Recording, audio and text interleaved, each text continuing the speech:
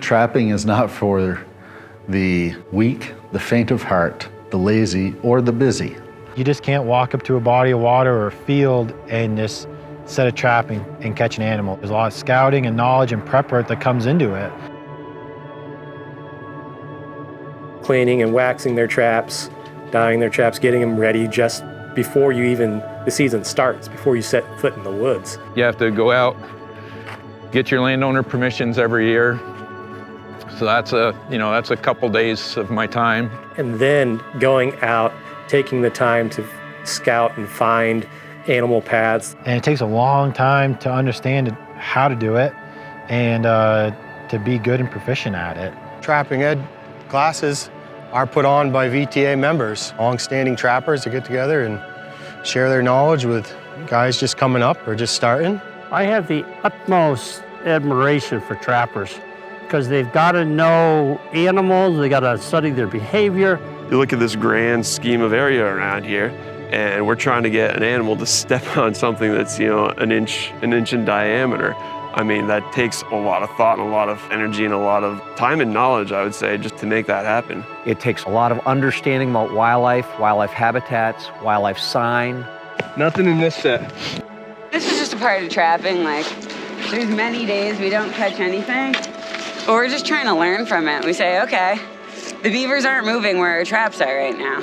Where do we think they're moving? You have to know how to target one species over another species. You have to know that animal's habits, what they do, why they do it, how they like to do it, and then you're trying to be one step ahead of them. Setting the traps on this line, that's 2 days. And then going out and checking them. We'll only walk where there's tracks because there is some thin ice here and we've identified it by picking our way out. We have increased beaver activity. You can have ice that stays less than an inch thick all winter long. So this is nice and thick. You take one step and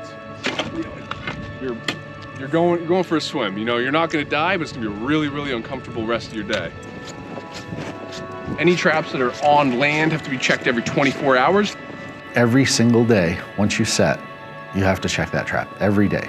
You don't get a day off. If you're sick, too bad, go check your traps. It does not matter. If your trap is under ice, it can be checked every 72 hours. Today is a cold, rainy day. If you were hunting today, you might say, well, I'm gonna sit and have an extra cup of coffee, I'm not gonna go out.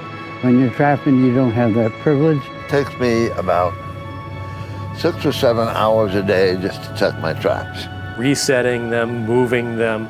And then when you catch something, there's the process of preparing it.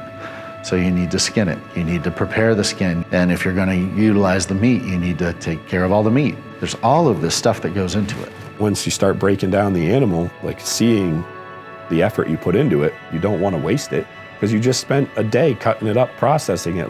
It's not like you go to the store, well, it's just $3 and buy a pound of hamburger, throw it in the freezer, and 6 months later you go, oh, I forgot about that. You throw it in the garbage. The most valuable thing that we possess is time. We have a finite amount, and we don't know what that amount is.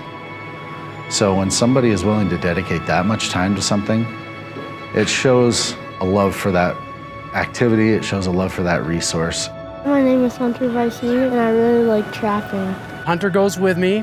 He needs to take trapper's ed, but right now he's tagging along with Dad. My son's name is Keaton. So he was born the 4th day of trapping season one year. So his birthday always falls around trapping season. Cost me a lot in fuel.